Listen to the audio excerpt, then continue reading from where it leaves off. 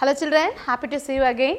I am your teacher Dakshayani, handling biology from Bharadasnar Metric Higher Secondary School, Arakonam.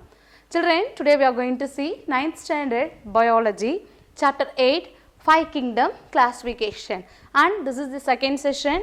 And what are all the things we are going to discuss in this session, children? We are going to study about the 2 kingdom classification. So let us recap what we discussed in the previous session. In the previous session, we discussed about the taxonomical hierarchy.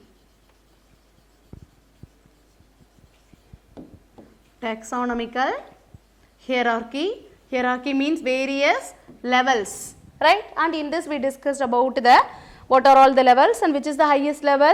Kingdom and species, genus, family, order, class, phylum, and finally the kingdom. So these are all the things we discussed in the previous session.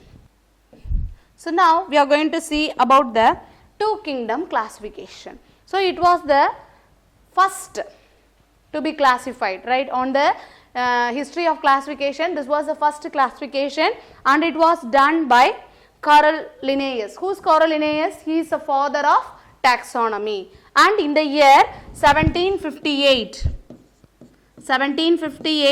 Carolus Linnaeus classified the entire organisms on the earth into 2 major categories. One is a kingdom Plantae and another one is a kingdom Animaliae, right? They differ from each other in many characters. For example, Plantae, all the plants, they possess chloroplast, but the chloroplast is absent in the animals.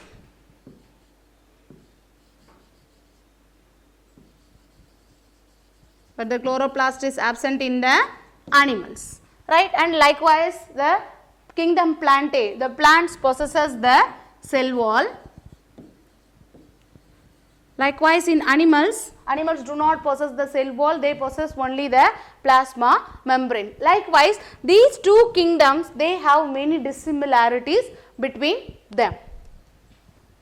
So that based after this classification, there were many drawbacks related to this classification and many were in confusion based on this classification. So let us see what are all the drawbacks of the 2 kingdom classification. So the first one is, what is this image, children? It is a Euglena, right? This Euglena, it possesses the characters of both the plants and the animals. Because what are all the plant characters they possess? Like plants, they possess chloroplast, they possess the chloroplast, but they do not possess cell wall. So the characters which is similar to animals is that no cell wall, and at the night time they can feed their food like the animals. So this Euglena was placed in the animal kingdom, but it possesses the characters of the plants also. So they were in confusion where to place this Euglena. So some people placed Euglena in the plant kingdom and some people placed Euglena in the animal kingdom. So the Euglena, classification of Euglena, it is a first drawback. The next is a fungi, right? Actually they included fungi. They included fungi in kingdom Plantae, but they do not possess chlorophyll and the fungi are saprophytes. What I mean by saprophytes? They grow on the dead and decaying matter. So they placed in kingdom Plantae, but this fungi does not possess any character of the plants.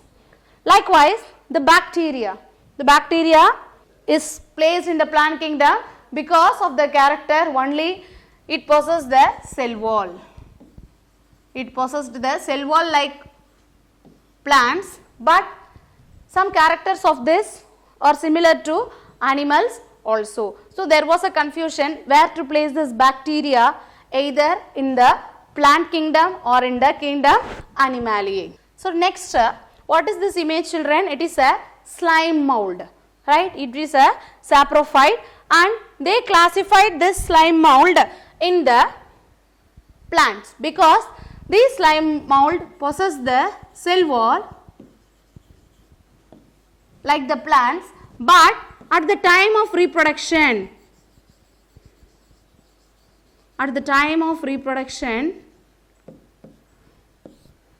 their nutrition is like the animals, right. So this slime mold, it possesses the character of both the plants as well as the animals. So based on this, there were many confusions whether they should accept the two kingdom classification or not. So later on, the five kingdom classification, it was given by R.H. Whittaker. So let us see that in the next class. So what are all the things we discussed in this session, children? We discussed about the two kingdom classification,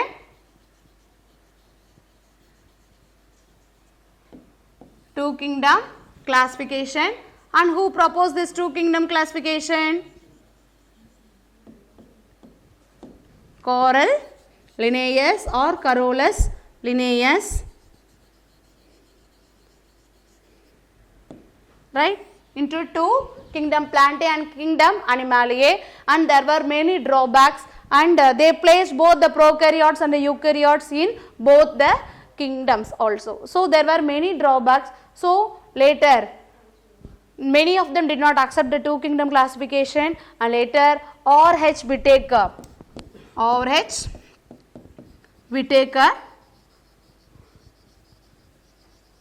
considered all the drawbacks and he proposed the five kingdom classification. He reworked on the two kingdom classification and he proposed the five kingdom classification. So with this session comes to an end, children. In the description we have attached the study material, assessment and question bank for this lesson. Go through it. Thank you, children.